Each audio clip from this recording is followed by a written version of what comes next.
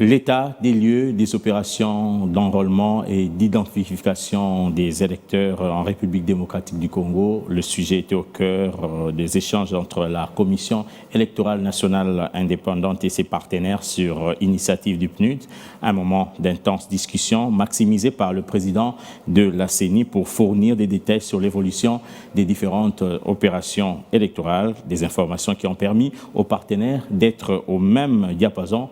Le cas du PNUD qui en a profité pour revenir sur son partenariat avec la CENI dans l'organisation des élections.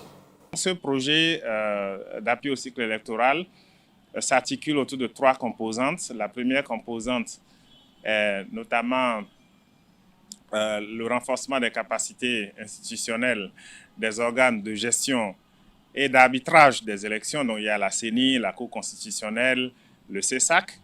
Et la deuxième composante est liée à la question de l'inclusion, s'assurer que toutes les forces vives et tous les citoyens et citoyennes en âge de voter puissent voter en toute sécurité et que personne ne soit laissé de côté.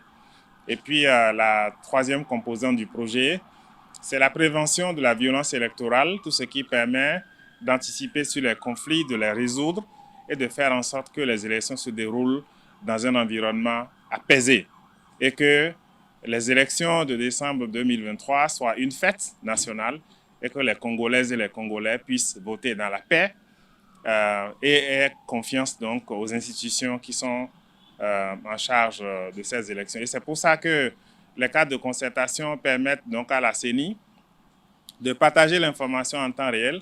Et comme je l'ai dit au cours de la rencontre, la CENI envisage, avec le soutien du PNUD, d'ouvrir une maison des élections qui permette aux citoyens et aux acteurs de pouvoir venir regarder ce qui se passe à la CENI. Et c'est des cadres d'interaction entre la CENI et les autres acteurs. Et nous avons également un travail en cours avec la CENI pour rendre le site web de la CENI fonctionnel. L'objectif de la CENI, c'est de rendre l'information disponible en temps réel. Et la disponibilité en temps réel de l'information permet aussi de combattre les rumeurs et de s'assurer que la confiance qui est nécessaire dans un processus comme celui-ci puisse être garantie.